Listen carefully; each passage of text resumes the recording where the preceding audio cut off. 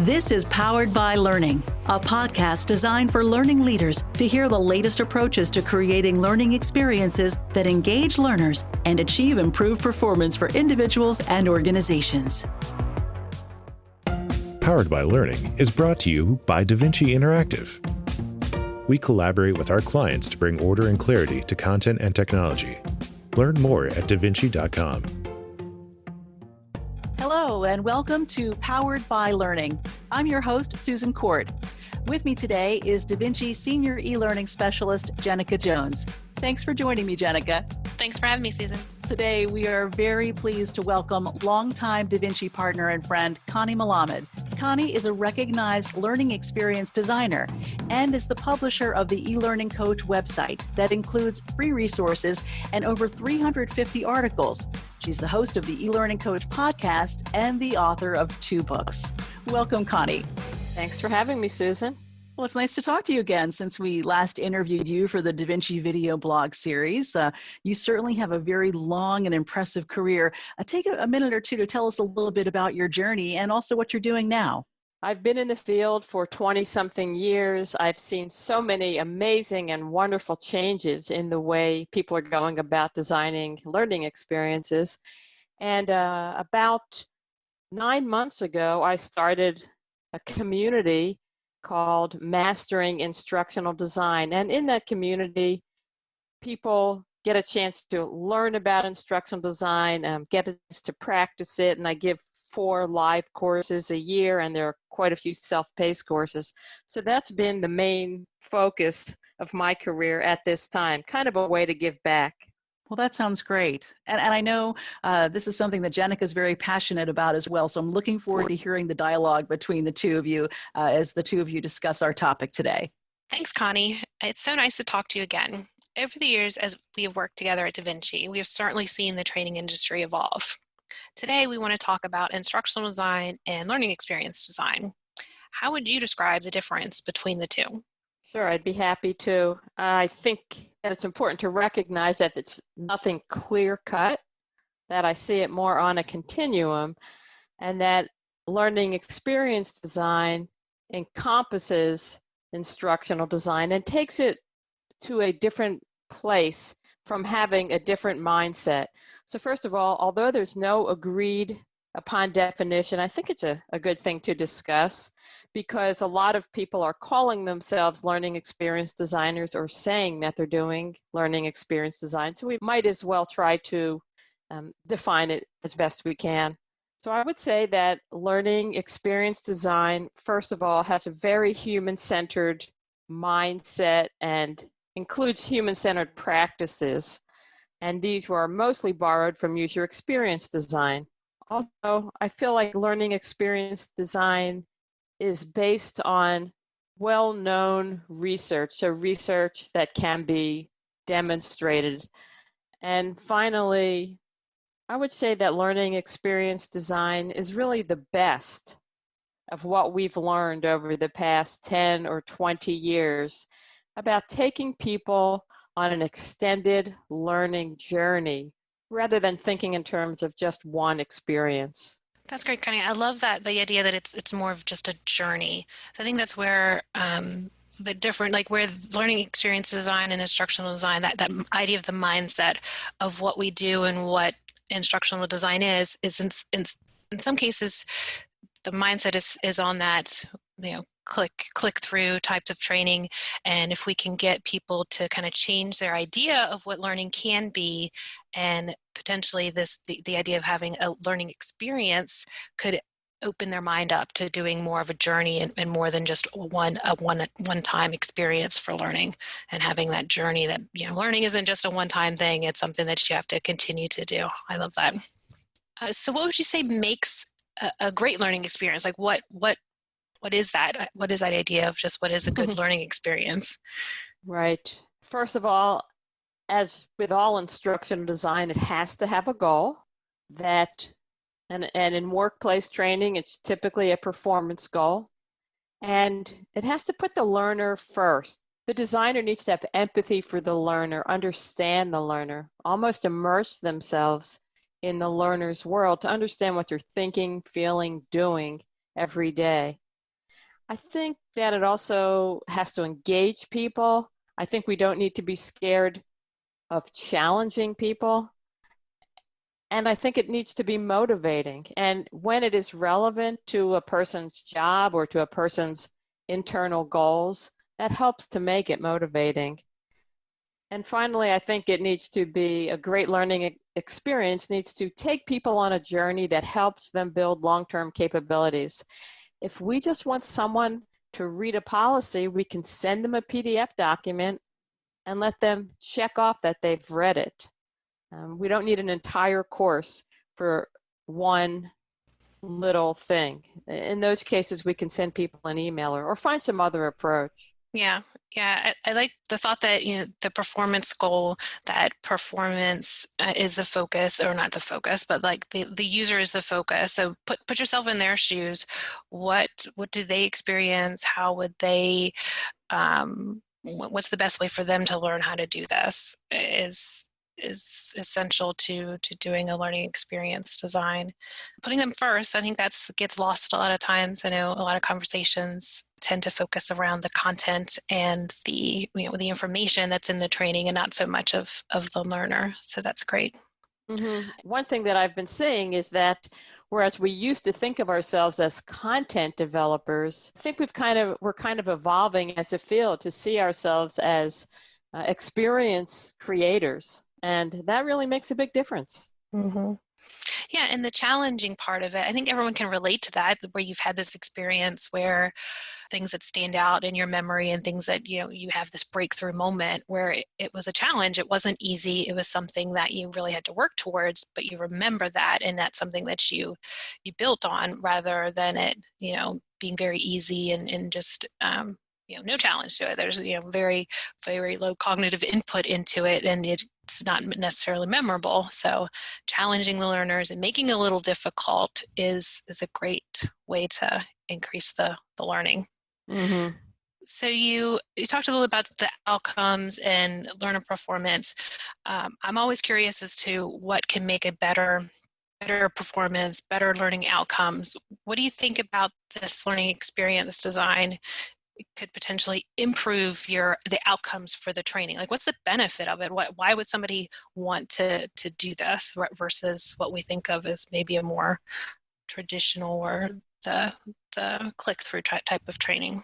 I think that any organization that wants to truly retain their workforce, avoid a lot of turnover, build long-term capabilities, can get a lot more out of a successful learning experience or learning journey than just these short one-time, as you call them, click-through experiences. And I think that we really need to educate our clients about the advantages and benefits of putting and investing in people, because really that's the essence of an organization, is the people. If everyone leaves, there's no organization left. So the learner's experience is potentially better, and in turn will then create a better outcome for the company. I think one of the big parts of learning experience design, and something that's been missing from our industry, should be that we begin to make everything measurable, and that we find metrics, often ones that are already collected anyway, that prove that these learning experiences are effective. So some examples might be reducing the number of accidents, which is probably tracked anyway, increasing sales, or something like fewer support tickets. Those are the kinds of metrics that we can measure to see how successful is a learning experience. And we need that feedback loop to be able to tell if what we're doing is correct, if we're on the right path. And it can convince clients that long-term learning is really worthwhile and a good investment. And that all starts with having those really good goals and objectives to figuring out, and it can also come from the source, like what's the reason behind this training? Why do we want this? And hopefully there's a reason, like maybe there's been an uptick in accidents, or maybe we need to increase sales, something like that there can be something that we can measure to see the difference, see what the impact is. So I think that comes from having those really clear goals and objectives at the beginning, right? So you want to know why are we here? What's the purpose of this training? What are we here to improve? And then also it something for the client to go back and say, look at this, look how amazing this training was. Look at the improvements we had. We've done this.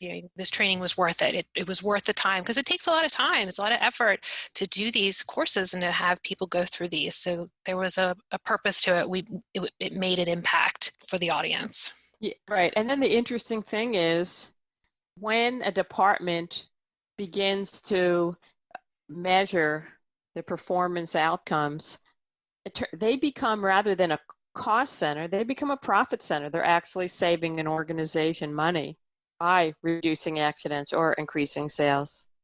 Yeah, the value, there's that value in the learning department by, like I said, reducing accidents, increasing sales.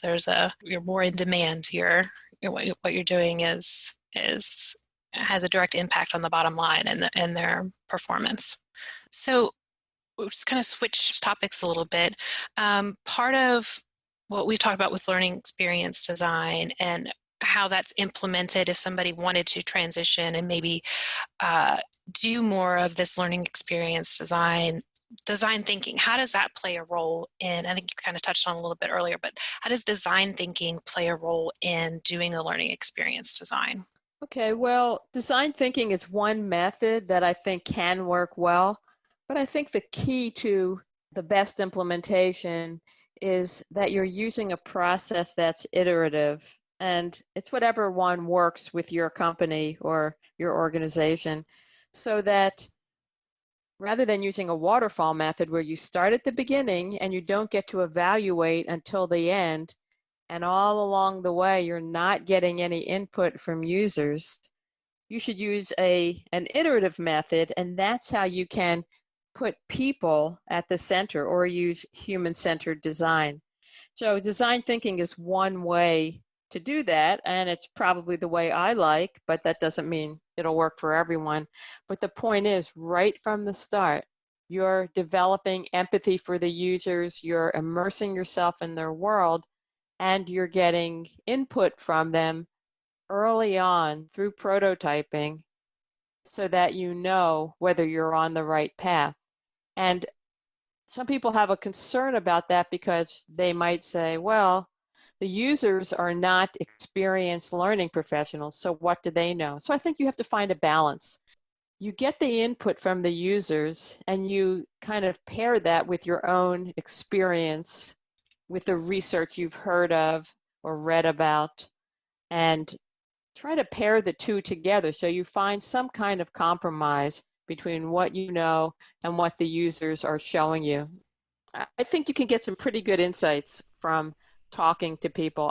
I've never had the experience of not getting insights from talking to people. I always learn something. Mm-hmm. Yeah, never experienced where you've prototype something and be like, well, that was a waste of time. Yeah, you always gain something. You always get so much feedback. And like you said, sometimes it's not necessarily constructive feedback or feedback that you can take action on necessarily, or, there's always the idea that it's too slow, it's too fast. There's always somebody who thinks it's too fast and always somebody who thinks it was too slow or things like that. Right. But there's always something that you can gain from that, from having people go through it. And one thing that, especially here at Da Vinci, we may not have access to the learners. We're not creating training for our own employees.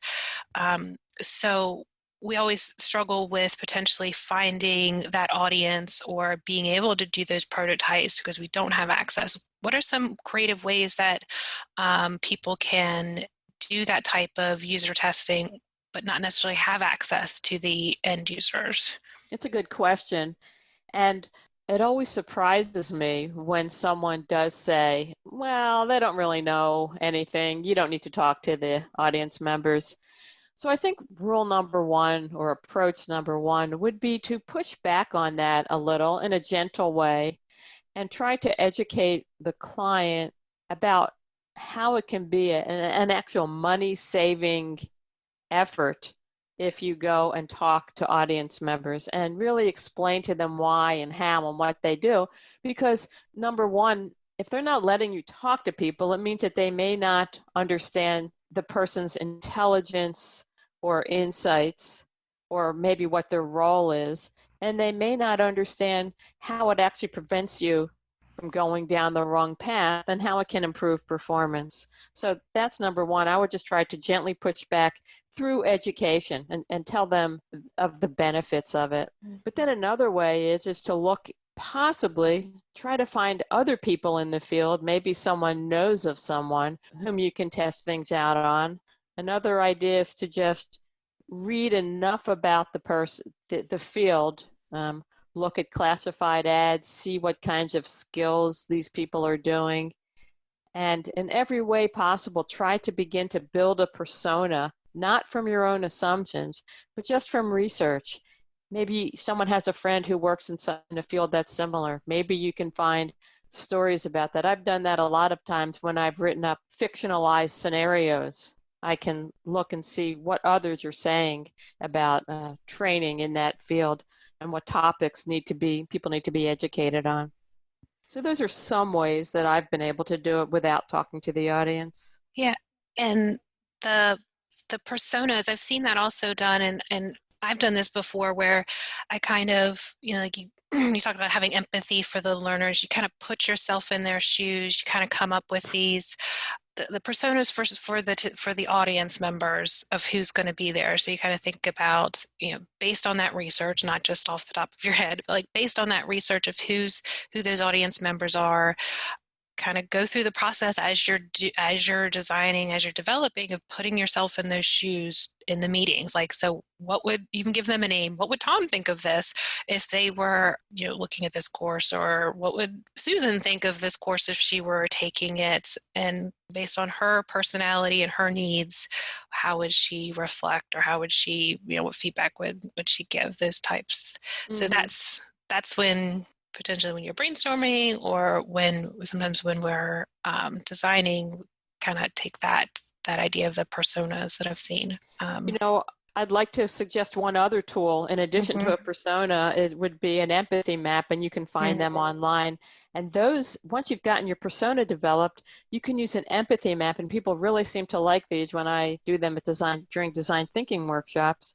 They allow you to begin to try to understand how the person thinks and feels and what they do when they're either having a performance challenge or when they are going through your learning experience. So it gives you a deeper level of insight when you start to fill out an empathy map. Connie and Jenica, when you're thinking about the empathy map and the personas and the goals of the training, how does that help you as instructional designers to really create a learning experience that is beyond that instructional design, is beyond, what maybe you both started out doing in your careers, since this profession has evolved so much? Well, one thing is exactly what Jenica said, which would be that you're at a design meeting and you're saying, well, does Tom really have time to sit for 8 hours and take an e-learning course? Or does the supervisor really want us to fly everyone to California to take stand-up classroom training?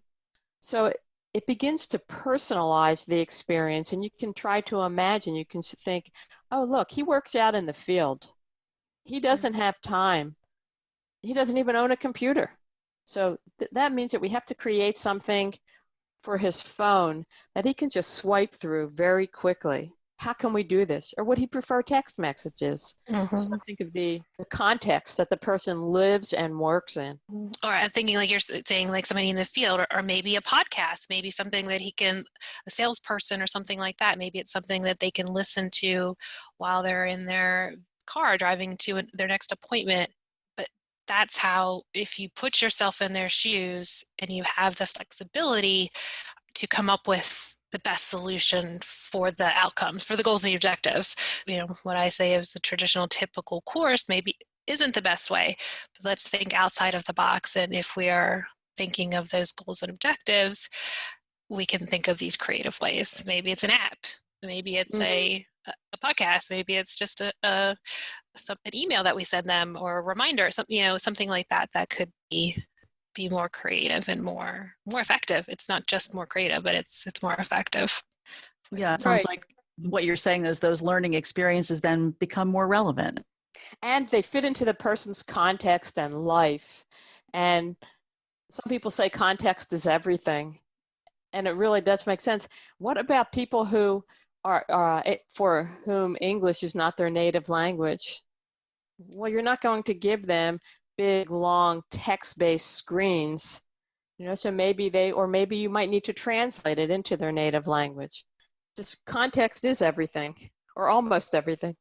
So, Connie, I followed you for a long time. I've seen you at conferences and read your blog. And one of the things I've heard you say several times is that as instructional designers, we wear a lot of different hats. We have to play a lot of different roles, have a lot of different skills. So, are there any specific hats or skills that are important for creating effective learning experiences? I think one of them is being able to get outside of our industry and see what they're doing in user experience design, in instructional and cognitive science, in visual design. Our field is so broad, and that's why people love it. And you really have to be able to touch on some of these other aspects and then bring them into your practice. So I would say that's one thing, is just getting outside of your industry and continually learning. And I think most people in the field do like to continually learn. Another is to be comfortable getting away from your desk and going out to other people's workplaces, the workplace of your audience when you have the opportunity, and to feel comfortable talking to people, interviewing people, getting rid of your assumptions and biases, and being open to what their world is like. And then maybe another is just making sure that you know the research and you understand it. And if you can't understand it, then find people who explain it. And then incorporate that research that's been done on how people learn, bring it into your work as a best practice. For instructional design, a lot of people, if given the opportunity, would do a lot of what we think of as a learning experience design. And just speaking from my own experience, I sometimes have the feeling that people have potentially people outside of the learning field, which is have an idea of what learning is and what instructional design is. So to get them to change the idea or their mindset or the rebranding of instructional design to a learning experience design to kind of expand their thinking. Okay, I understand. That's good. I just hope it will. I mean, a lot of times I think that it's also for our industry itself to help people expand their practice and enhance their practice with user experience and product design tools and methods. But also, I think it is a good point that if we are willing to spend the time educating others outside of our field, that it might help them understand that people are on a learning journey, that the journey and the experience takes a long time, that most people forget after one learning intervention. So I think within the industry, it can help us change our practices, and outside of the industry, it can possibly expand people's perceptions of what learning is and what people need to learn. But I think the onus of the responsibility is on us to educate our clients and others. Mm-hmm. Yeah, and to make the case for it, give the offerings, ask the hard questions, like you said earlier, kind of ask those questions, dive deeper, get into more of the details and to get to those really good goals and objectives and then we can really make the case for doing the creative and the learning journey, not just the one experience. There's a lot that we as instructional designers need to do to get to the place where we can offer those learning experience designs to our clients. Mm-hmm. And I think one thing that makes it also obvious is that technology, whether it's a technology-based training or not, technology has made the world evolve in a certain way. Things happen faster, disruptions happen more often. Everyone has access to YouTube and other means of getting information. And because of that, we need to evolve, we need to stay relevant, and we need to keep up the pace with the rest of the world. I'm not saying everything has to be technology-based training, but technology has changed the world we live in. And so we have to evolve. When the two of you are talking to clients who are looking for a learning solution, how do you explain the difference between instructional design and learning experiences that you've been talking about today? I would say that I start out perhaps understanding their goals and where the performance problems are, and then explaining how frequently, and there's no one measure. There's the forgetting curve, but it depends on so many things. We can't just say that. But I'd like to talk to them a little bit about the cognitive psychology of it all, meaning that people can only process 3 to 4 pieces of information at one time. They forget most of what they learn without additional reinforcement and practice. And kind of the things that are shocking, the things that most people think of the mind as a camera that just records everything. Oh, yep, 1 8-hour training, that ought to do it. But that's not right. It should be 8 1-hour trainings spaced over 2 months. That would much more likely improve performance than 1 full day. So after talking and educating to people about that, then I try to explain that learning experience design is that long-term journey for really improving performance. And instructional design is part of that journey. So the learning experience design is more like the umbrella that encompasses user experience, learning experience, cognitive psychology, visual design, instructional design. It encompasses all of it.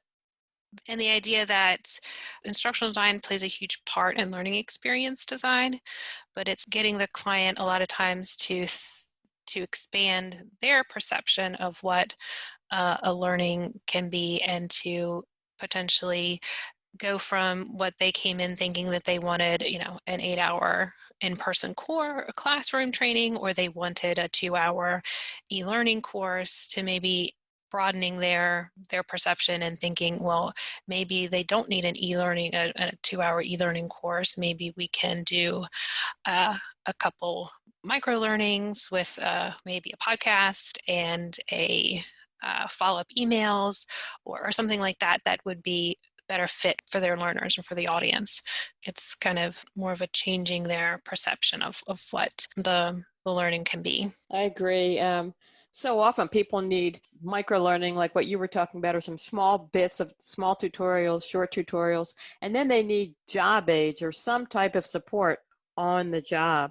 That's often what people need. So if there are any clients out there, just come with an open mind and don't even think you know the solution yet, because none of us know the solution. We have to do our research, just like they do in user experience and product design. We research things and discover and don't make assumptions. I think that's what makes for good learning. And certainly the two of you have given so many great tips today for both clients who need to create learning as well as people who are creating the learning. So Connie Malamed, I want to thank you so much for joining us today. And Jenica, thank you too for chatting with Connie and also sharing your insights as well. Yep. Thanks for having us. It was fun to nerd out.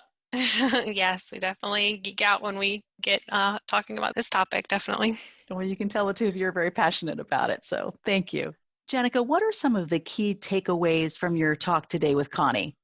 Well, there's so many. The first one that comes to mind is that the idea that there's no set definition Even though if you search on the internet, Connie is sometimes given the credit for coining the phrase for learning experience design, there isn't an agreed upon difference between the two. And even as you can tell when we were talking about, you kind of struggle with kind of describing them because they're so similar, and you can't have learning experience design without instructional design.